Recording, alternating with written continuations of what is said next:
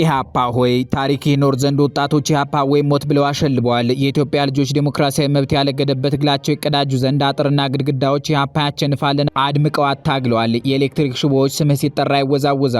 የህዝብ መንግስት ይቋቋም ዘንድ በኢሃፓ መሪነት የጮሁ ሁሉ በአይነ ህሊናቸው ወቅቱን ያስቡታል። የተደመጠው ውዳሴ ያ ትውልድ በተባለ ድረገጽ ላይ ኢሃፓ በይፋ ራሱን ያስተዋወቀበትን 40ኛ ዓመት ለመዘከር ከወጣ ጽሑፍ ውስጥ የተገኘ ነው። በእርግጥም የኢትዮጵያ ህዝብ አብዮታዊ ፓርቲ ኢሃፓ አንድን ወጣት ትውልድ ፍጹም ነው እምነት ማሰኘት የቻለ ታምረኛ ድርጅት ሆኖ ያለ ተቀናቃኝ ዘልቋል። አማላይ ታሪኩን ፍተሻ ወደ ኋላ ስንመለስ የኢትዮጵያ ህዝብ አርነት ድርጅት ኢሃድ በተሰኘ ስያሜ በ1964 ዓ.ም በጀርመን በርሊን ውስጥ ሲመሰረት እናገኘዋለን። የበርሊኑ የ1964 ዓ.ም የኢሃፓ መስራች ጉባኤ ላይ የነበሩት 9 ግለሰቦች መኮንን ጆቴ፣ ብርሃነ መስቀል ረዳ፣ ኢያሱ አለማየሁ፣ መላኩ ተገኝ፣ ክፍሉ ታደሰ፣ ክፍሉ ተፈራ፣ መሐመድ ማሐፉዝ፣ አብዲሳ አያና፣ ተስፋዬ ደበሳይ ይባላሉ። እኒህ የዚያ ትውልድ ምርጥ ጭንቅላቶች ከአልጄሪያ፣ ከአዲስ አበባ፣ ከስዊትዘርላንድ፣ ከሆላንድና ከሌላም ዓለም የተሰባሰቡ ነበሩ። ብርሃነ መስቀል ረዳና ተስፋዬ ደበሳይ የተባሉትን ሁለቱን ደማቅ ስሞች እንኳን ብንመለከት አመጣጣቸው ከአልጄሪያና ከስዊትዘርላንድ ሆኖ እናገኘዋለን። ከኢሃፓ ቀዳሚ 9 መስራቾች መካከል ብርሃነ መስቀል ረዳና አብዲሳ አያና ከኢትዮጵያ አውሮፕላን በስኬት ጠልፈው ከሀገር የመውጣት ጀብዱ ያላቸው ናቸው። ተስፋዬ ደበሳይ በአንጻሩ ለምንኩስና የሚያበቃውን የስነ መለኮት ዲግሪው ትቶ ወደ ኢሃፓ የገባ መስራች ነው። የማታ ማታ አሳዳጅና ተሳዳጅ ሲሆኑ የምናያቸው ተስፋዬ ደበሳይና ብርሃነ መስቀል ረዳ ኢሃፓን ለመመስረት በአውሮፓ በሚዘዋወሩበት ጊዜ አይነጣጠሉም ነበር። እንዲያውም ለብርሃነ ስዊትዘርላንድ ውስጥ ማረፊያ የሚለምንለት ተስፋዬ ደበሳይ ነበር። በዚያ ሂደት ታደለች ኃይለ ሚካኤልንና ብርሃነ መስቀል ረዳን አፋቅሯቸዋል። ጀርመን ውስጥ የተመሰረተው የኢትዮጵያ ህዝብ አርነት ድርጅት የትግል ስልቱ በተራዘመ የትጥቅ ትግል የቀዳማዊ ኃይለ ሥላሴን መንግስት መጣል ላይ ያተኩር ነበር። እንዲያ ያለ ህልም ያዘው የኢትዮጵያ ህዝብ አርነት ድርጅት በድብቅ ለ3 ዓመታት የዘለቀ ታምረኛ ተቋም ነው። በእርግጥ የኢትዮጵያ ህዝብ አርነት ድርጅት ወደ ኢሃፓነት ተቀይሮ በይፋ መንቀሳቀስ ከጀመረ በኋላም የህቡነት ተፈጥሮ እንዳለቀቀው ይገለጻል። አንዳርጋቸው ጽጌ የኢሃፓን ታሪክ ባስነበበበት መጽሐፍ ውስጥ የድርጅቱን ድብቅ ባህሪ የኢሃፓን አመራር በመሾፍርበት ጊዜ መሪዎቹ ስለ ድርጅቱ መረጃ የሚጠይቁት እኔኑ ነው በማለት ገልጾታል። ብርሃኑ ነጋም እንደ ተስፋዬ ደበሳይ ያለውን የኢሃፓ ቁጥር 1 ሰው በመኪና ያንቀሳቀሰና አብሮት ሻይ ቡና እያለ እስከሚገደል ብሎም በቴሌቪዥን መስኮት ፎቶውን እስከሚያይ ድረስ እሱ መሆኑን እንደማያውቅ የነጻነት ጎህ ሲቀድ ውስጥ ጽፏል። ኢሃፓ በዚህ ደረጃ ውስብስብ ቡድን ነበር። ድርጅቱ አታጋይ ፕሮግራሙን ቀርጾ ለኢትዮጵያ ህዝብ ራሱን ይፋ ያደረገበት ጊዜ ነሐሴ 26 ቀን 1967 ዓ.ም ነው። ከዚያ ጊዜ ጀምሮ ከመይሶን ደርግና ደርግ ከፈጠራቸው ተለጣፊ ድርጅቶች ጋር የብዕርም የነፍጥም ፍልሚያውን ቀጥሏል። ኢሃፓ ከጊዜው የግራ ኃይሎች ህወሓት፣ ሻዕቢያ፣ ደርግና መይሶን ጋር የነበረው ግንኙነት ሄድ መጣ የሚል ነበር። ህወሓትና ኢሃፓ የዘመኑን የትግል ጥያቄዎች መደብንና ብሔርን በተመለከተ በሚሰጡት ቅድሚያ ይለያያሉ። ኢሃፓ የብሔር ጥያቄ፣ የመደብ ጥያቄ ሲመለስ አብሮ መፍትሄ ያገኛል ብሎ ያምን ነበር። ምንም እንኳን አብዛኛዎቹ የኢሃፓ አመራሮች ከትግራይ ምድር የተገኙ ቢሆኑም ከተጋሩነታቸው ይልቅ ለሶሻሊስትነታቸው ቅድሚያ በመስጠት ከህወሓት አመራሮች ይለያሉ። የሻዕቢያና የኢሃፓ ግንኙነት ሩቅና ጠሊቅ ነው። አብዛኛው የኢሃፓ ሰዎች የተማሪዎች እንቅስቃሴ ውጤቶች እንደመሆናቸው ከማርታ መብራቱ ዘመን የተቀዳ ወዳጅነት እንደተገነባ ይነገራል። በዚያም የተነሳ ኢሃፓ በቀዳማዊ ኃይለ ሥላሴ መንግስት ላይ ላቀደው የተራዘመ ትጥቅ ትግል ሻዕቢያ የተቆጣጠራቸውን የኤርትራ ነጻ መሬቶች እስከመጠቀም ደርሷል። የኢሃፓው ታጣቂ ቡድን አንዱ መሪ አብዩ ብርሌም ከዚያኔው የሻዕቢያ ዋና ጸሐፊ ኢሳያስ አፈወርቂ አብርሃ ጋር በኤርትራ ምድር አብረው ምግብ እየሰሩ ይታገሉ እንደነበረ ገልጸዋል። ሲለያዩ ራሱ በእንባ እየታጠቡ ነበር። እየቆየ ግን በተለይ ህወሓት የሻዕቢያ ወዳጅ ከሆነ በኋላ ህግደፍ በኢትዮጵያው አብዮታዊ ድርጅት ላይ ፊቱን አዙሮበታል። የዚህም ዋነኛ ምክንያቱ ኢሃፓ በኤርትራ መገንጠልና የኢትዮጵያ ቅኝ ግዛት ናት በሚለው የዘመኑ አከራካሪ ነጥብ ላይ አቋም ለመያዝ በመቸገሩ ነው ይባላል። ኢሃፓና መይሶን በምስረታ ታሪካቸው መንትያ የሚመስሉ የኢትዮጵያ ልሂቃን ውጤቶች ናቸው። ሁለቱም በካርል ማርክስ የትውልድ ሀገር ጀርመን ተፈጥረዋል። ሁለቱም የመደብ ትግልን የሚያስቀድሙ የኢትዮጵያ የአብዮት ፓርቲዎች ነበሩ። የኢሃፓው ቁልፍ ሰው ብርሃነ መስቀል ረዳና የመይሶኑ አባት ኃይሌ ፊዳ አልጄሪያ ውስጥ እየተገናኙ በኢትዮጵያ መጻኢ ዕድል ዙሪያ ይወያዩ እንደነበረ ተጽፏል። ያኔ ብርሃነ መስቀል ረዳ በኢትዮጵያ አብዮት ለመፈንዳት ተቃርቧል ሲል ኃይሌ ፊዳ ግን አገሪቱ ለአብዮት ብቁ ለመሆን ቢያንስ 30 ዓመት ያስፈልጋታል ብሏል። ግምቱ የሰመረለት ግን የኢሃፓው ሰው የብርሃነ መስቀል ረዳ ነበር። ይቺ ቀላል የምትመስል የሁለቱ ሰዎች ልዩነት የማታ ማታም በኢሃፓና መይሶን ልሂቃን መካከል የመቸኮልና የመረጋጋት ዝንባሌ ፈጥራ በመጋደል ቀጥላለች። ኢሃፓ ደርግን ተቃውሞ ጊዜያዊ ህዝባዊ መንግስት አሁኑኑ ሲል መይሶን በአንጻሩ በአንጻሩ አገሪቱ በደርግ እጅ ሆና ህዝቡን ለዲሞክራሲ ብቁ እንዲሆን ማስተማር ይቀድማል አለ። አልተግባቡም። ዴሞክራሲያና የሰፊው ህዝብ ድምጽ በተሰኙ ልሳኖቻቸው መዘላለፍ ጀመሩ። ቀጥሎ በሽጉጥ ተሞካከሩ። እነሆ የቀይና ነጭ ሽብር ተፋላሚዎች ሆነው አረፉት። የደርጉና ኢህአፓ ልዩነት በመሰረታዊ ጥያቄዎች ላይ የሚወዛወዝ ነው። ኢህአፓዎች ደርግ ገበሬውን መሬት ላራሹን ቢያውጅለትም ከግለሰብ ጢሰኝነት ወደ መንግስት ጢሰኝነት ነው የቀየረው ብለው ይሟገታሉ። የመሬት ላራሹ አዋጅ ፊውዳሎችን አጠፋ እንጂ ገበሬውን የፖለቲካ ይሁን የኢኮኖሚ ስልጣንና ባለቤትነት አላጎናጸፈውም የሚለው መሟገቻም የኢህአፓ ሁነኛ መታገያ ምክንያት ነበር። አንዳርጋቸው ጽጌን የመሳሰሉ ኢህአፓዎች እንዲያውም በ1966 የኢትዮጵያ አብዮት ተኮላሽቷል እንጂ አብዮት አልተካሄደም እስከ ማለት ይደርሳሉ። የሆነው ሆኖ ኢህአፓ እነ ኮሎኔል መንግስቱ ኃይለማርያምን ከስልጣን ወርደው ጊዜያዊ ህዝባዊ መንግስት እንዲቋቋም በመጠየቁ ነገሮች ወደ ግጭት ያመሩ ዘንድ ግድ ሆነ። የኢህአፓ ዋና ጸሐፊ ተስፋዬ ደበሳይ የተሳተፈባቸው ኮሎኔል መንግስቱ ኃይለማርያምን የመግደል ሙከራዎች ይደረጉ ጀመር። ኢህአፓ በሂደት ለደርግ ሂሳዊ ድጋፍ ይሰጥ በነበረው መኢሶንና በራሱ በደርግ ካድሬዎች ላይ ጥይት ማርከፍከፍ ቀጠለ። ያ ሂደት በኢትዮጵያ ታሪክ ከሚዘገንኑ አጋጣሚዎች አንዱ የሆነውን የነጭና ቀይ ሽብር እልቂት ታዋለደ። ንጉሴ ተፈራ የተባሉ የደርግ ፕሮፓጋንዳ ሰው በቅርቡ ባሳተሙት ዞር ብዬ ሳየው በተሰኘው መጽሐፋቸው ኢህአፓ ነጭ ሽብር አወጀ ይላሉ። ብዙ ደርጎችም ኢህአፓ የመኢሶኑን ፍቅሬ መርዕድን በመግደል የሽብሩን ፊሽካ ቀድሞ የነፋ ድርጅት እንደሆነ ይገልጻሉ። ግዛው ዘውዱ በአንጻሩ ደርግና መኢሶን ራሳቸው የሚመሩትን ግድያ ቀይ ሲሉት ኢህአፓ የሚሰጠውን የመልስ ምት ደግሞ ነጭ ሲል ሰይሞታል እንጂ ኢህአፓ ለራሱ ግድያ ነጭ የሚል ስያሜ ያልሰጠውም ባይ ናቸው። ኢህአፓን በበኩሉ የነሱን ነጭ የራሱን ቀይ ብሎታል ሲሉ ጽፏል። ነጭ የሚባል ቀይ ግን አሰያየሙ ከሌሎች አብዮት ታሪክ የተቀዳ ነው። የቀይና ነጭ ሽብር ፍልሚያ በብዕርም የተገለጸ ነበር። ለምሳሌ ንጉሴ ተፈራ የኢህአፓ ልሳን ሆና ታገለግል በነበረችው ጎህ መጽሔት ኃይሌ ፊዳ በአቋሙ ያልተበገረላቸው ጸጋዬ ገብረ መድህን ሜትር አርቲስት አፈወርቅ ተክሌ ይሰደቡ ነበር ሲሉ ጽፏል።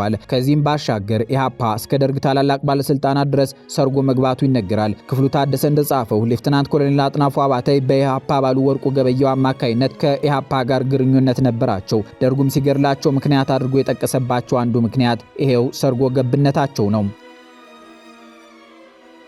የማታ ማታ ግን ዲሞን በዲሞት ፈር ብሎ የተነሳው የወታደሮች ስብስብ የሆነው ደርግ ከመኢሶንና ሌሎች ግራ ኃይሎች ጋር ተባብሮ ኢህአፓን በቀይ ሽብር ከከተማ አጽድቶታል። ዋና ጸሐፊውን ተስፋዬ ደበሳይን ጨምሮ አጓጊ የትግል ወኔ የነበራቸውን ኢህአፓ አባላት መንጥሯቸዋል። ኢህአፓ በከተማ የጀመረው ትግል እንዳስበላው ሲገባው ለመሸሽ የሞከረው ኢህአሰ ወደ ተሰኘው የገጠር ታጣቂ ቡድን ነበር። በእርግጥም ኢህአሰ በአንድ ወቅት እንኳን ለኢህአፓ ለትውልዱ መመኪያ እስከመሆን ደርሷል። በ1968 የቡሄ በዓል ዕለት የአዲስ አበባ ህፃናት ነይርግብ ሽውሽው ነይርግብ ሽውሽው አሲምባ ያለሽው ነይርግብ አሞራ ካሲምባ ተራራ ባንዳና ፋሽስቱ ይበላይ ነበር የአሲምባው ሰራዊት ኢህአሰ ባይኖር እያሉ ይዘምሩ ነበር። የኢትዮጵያ ህዝብ አብዮታዊ ሰራዊት በዚህ ደረጃ የህዝብ ተስፋ ሆኖ ያውቃል። የኢትዮጵያ ህዝብ አብዮታዊ ሰራዊት የመጀመሪያ ታጋዮች ፍልስጤም ስልጠናቸውን የወሰዱ አጥፍቶ ጠፊዎች ናቸው። ከፍልስጤም ወደ የመን ተጉዘው ከየመን በጀልባ ወደ ኤርትራ እንደተሻገሩ ተጽፏል። የኤርትራውን የሳህል በረሃ በፍጥነት ሲያቋርጡ ደግሞ መሐመድ ማህፉዝና ብንያም አዳነ የአስም በሽታቸው ተነስቶባቸው በረሃ ቀርተዋል። ሌሎቹ እየተነሱ እየወደቁ ቀዩ ተራራ ወደሚባለው አሲምባ ልክ መሬት ላራሹ በታወጀበት የካቲት 5 ቀን 1967 ዓ.ም ደርሰዋል። ታደለች ኃይለ ሚካኤል በአንጻሩ የኢያሳ አስኳል ኤርትራ የገባው ቀደም ብሎ በመስከረም ወር 1966 ዓ.ም ነው ሲሉ ጽፏል። ብርሃነ መስቀል ረዳ አሲምባን ለኢያሳ ወታደራዊ መናሪያነት የመረጠበት ምክንያት ሲያስረዳ ቦታው ከኤርትራ ጋር ኩታ ገጠም መሆኑን ጠቅሶ በችግር ጊዜ የማፈግፈጊያ የጀርባ በር ለማግኘት እንደሆነ ገልጿል። እዚህ ላይ ኢህአፓና ኤርትራ የሚደጋገፉ ኃይሎች መሆናቸውን ልብ ይሏል። በ1969 ዓ.ም አዲስ አበባ ውስጥ ከአዋሬ ወደ 80 የሚወስደውና ከ4 ኪሎ ወደ 80 የሚያደርሰው መንገድ በሚገናኙበት አስፋልት መንገድ ላይ ቀጥ ባሉ ትልልቅ ቀይ ፊደሎች የተጻፈ የኢትዮጵያ ጭቁን ህዝብ በኤርትራ ጭቁን ህዝብ ላይ አይዘምትም የሚል መፈክር ነበር። አንዳርጋቸው ጽጌ ያን መፈክር የጻፈው በደርግ የተገደለው ትንሹ ወንድሜ አማሃ ነው ይለናል። አማሃ ይህም መፈክር የጻፈው የኢህአፓ አቋም አድርጎ ነው። ባጭሩ የኢህአፓና ኤርትራ ፍቅር እንዲህ ህይወትን ቤዛ አድርጎ መንገድ ላይ መፈክር በመጻፍ የሚገለጽ ነበር። ያም ሆኖ ግን ሻቢያ ማታ ማታ ከኢህአፓ ይልቅ ህወሓትን መርጦ የኢትዮጵያውን አብዮታዊ ፓርቲ ከአሲምባ ላይ አስመትቶታል። በእርግጥ የኢህአፓ ዋና ጸሐፊ ተስፋዬ ደበሳይ ከሻቢያ ይልቅ ጀብሃ ዴሞክራቲክ ነው ስለማለቱ ዳኛው ማነው ውስጥ ተጽፏል። ኢህአፓዎች የፈሩት ደርሶ ሻቢያ የፈጠራት ህወሓት ህዝባዊ ሰራዊታቸውን ከትግራይ ምድር ጠርጋ አስወጥታባቸዋለች። ብዙ ብዙዎች ስለ ኢህአሰ ሲያስቡ የሞልቃቃ የከተማ ልጆች ስብስብ አድርገው የመመልከት ዝንባሌ ያላቸው ግዛው ዘውዱ እንደሚሉ ከሆነ ግን የኢህአሰ አባላት በፖለቲካም ሆነ በወታደራዊ ስንዱነት ብቃት ያላቸው ነበሩ። የነ ተስፋዬ ደበሳይ ቡድን ከገጠር ይልቅ ለከተማ ትግል ቅድሚያ በመስጠቱ ህወሓትን የመሰለ ብሔርተኛ ድርጅት የኢህአሰ መሰረት በሆነችው ትግራይ ውስጥ በመብቀሉ የኢህአፓ አመራሮች ክፍፍል አሲምባ ድረስ በመዛመቱ ብዙ የተደከመበት ኢህአሰ እንዲበታተን ሚናቸውን ተጫውተዋል። የሆነ ሆኖ አሲምባና የኢህአሰ ትግል ብዙ በዝርዝር ያልተጻፉ አማላይ ታሪኮች እንደሸከፈ ቀጥሏል። ለምሳሌ ጸሎተ ሕዝቅያስ የተባለው የኢህአፓ ፖሊት ቢሮ አባል የተገደለው አሲምባ ውስጥ ከቅርብ ጓዱ በተተኮሰ ጥይት ነው። ፍቅረኛው ሰላማዊት ዳዊትም በህመም ምክንያት እዚያው አሲምባ ሞታለች። የድላይና የአሲምባ ፍቅር መጽሐፍ አዘጋጅ ታሪክ ለብዙዎች ማራኪ ነው። ጸጋዬ ገብረመድህን ወይም በቅጥያ ስሙ ደብተራው የኢህአሰ ዋና ኮሚሳር ነበር። በእድሜው የነ ብርሃነ መስቀል ረዳ ትውልድ ነው። ቀን በቀን ቁማር ተጫውቼ ተበልቼ ገባው ተረትቼ ምንኛ እድሌ በሰመረ ዘውዱን ገልብጨው በነበረ በሚለው በቀዳማዊ ኃይለ ሥላሴ ላይ በተቀኘው ቅኔ ይታወቃል።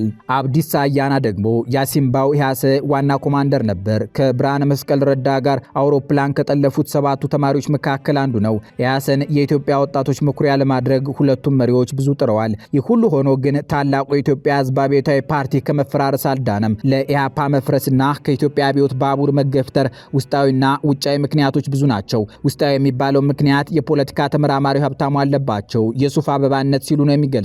ዋናውን የኃይል ምንጩን ገበሬውን ትቶ በሰው ሰራሽ ፀሐይ ማለትም በከተማ ብልጭልጭ ነገር በመታለል በመጨረሻ ራስን ለአደጋ ማጋለጥ የኢህአፓ ውስጣዊ ድክመት እንደነበረ ሀብታሙ የሱፍ አበባ በተሰኘው መጽሐፋቸው ውስጥ አስፋፍተው ገልጸውታል። ለዚህም በገበሬ ሀገር የፖለቲካ ኃይል ሚዛን ሁሌም የሚለዋወጠው በገበሬው ብቻ ነው የሚለውን መከራከሪያ ይጠቅሳሉ። ኢህአፓ ግን ገበሬውን ትቶ መሃል ከተማ ውስጥ ዲሞትፈር ከህንድ ገዝቶ ከታጠቀ ወታደር ጋር በትንንሽ ሽጉጦች ተፋልሞ ተረቷል። ይህ የከተማና የገጠር ትጥቅ ትግል ክርክር በመጨረሻ በኢህአፓ አመራሮች መካከል ክፍፍል ፈጠረ። እንደ ብርሃነ መስቀል ረዳ ያሉ የፓርቲው መስራቾች አዲስ አበባ ውስጥ ተቀምጦ በመንግስቱ ኃይለማርያም ላይ መተኮስን አምርረው ተቹ። በአንጻሩ እነ ተስፋዬ ደበሳይ በአቋራጭ ደርጉን ማንበርከክ ይቻላል ብለው ተፋለሙ። ይህ ክፍፍል ብርሃነ መስቀል ረዳንና ጌታቸው ማሩን ከኢህአፓ አባልነት እስከ ማባረር ደረሰ።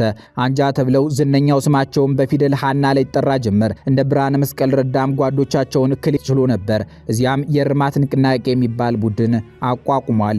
የእርማት ንቅናቄ እነ ብርሃነ መስቀል ከኢህአፓ ማዕከላዊ ኮሚቴ ከታገዱ በኋላ የፓርቲው የተሳሳተ አካሄድ ስላሳሰባቸው አንዳንድ አባሎችን በማነጋገር የጀመሩት እንቅስቃሴ እንደሆነ ታደለች ኃይለ ሚካኤል ዳኛው ማነው ውስጥ ጽፏል። ብርሃነ መስቀል ረዳም በሸዋ ጫካ ውስጥ ሳለ ላገኛቸው ሽፍቶች አብዮቱን እንደግፋለን፣ በአብዮቱ የተገኙ ድሎችን መሬት ላራሹንና ሌሎችን የአብዮቱ ፍሬዎችን በሙሉ ህዝብን የሚጠቅሙ በመሆናቸው እንደግፋለን። ከደርግ የምንለየው የዴሞክራሲያዊ መብቶችን ስለሚያፍን የማንንም ኢትዮጵያዊ የመደራጀት ሐሳቡን የመግለጽ መብት በመንፈጉ የመሬትና የከተማ ትርፍ ቤቶችን ሌላም ያወጣቸው አዋጆች ላይ ባለው ያተገባበር ግድፈት የተነሳ ምንም የአካባቢውን ጥያቄ ቢያነሳ በጥቅሉ በመፈረጅ ተቃዋሚ ጸረ አብዮተኛ በማለት መግደልና ማሰር ብቸኛ አማራጭ ማድረጉን በመቃወም ነው ሲል ነግሯቸው ነበር። የሱም መጨረሻ አላማረም። ከዚያው ከሸዋ ተይዞ የመንግስቱ ኃይለማርያም ወልዴ አያና ጭካኔ ሰለባ ሆኗል። ኢህአፓ በመጨረሻ የብዙዎች ትዝታ፣ ህመም፣ ኩራት፣ በጥቅሉ ድብልቅልቅ ያለ ስሜት ሆኖ ቀረ።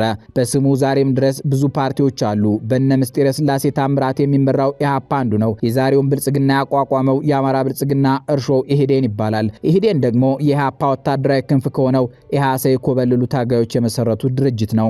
እናም ኢህአፓ በዝግጅታችን መግቢያ ላይ በተጠቀሰው ጽሑፍ ኢህአፓ ሆይ ትውልድ ሁሉ በበጎ ያነሱሃል፣ ባይሳካልህም የትግል አሁ አስተምርሃል። ኢህአፓ ሆይ ታሪክህ ከነስተቱ አስተማሪ ነው። ኢህአፓ ሆይ ታስተክዛለህ። ብዙሃን ሲያስቡህ አይናቸውን ባይሞላል።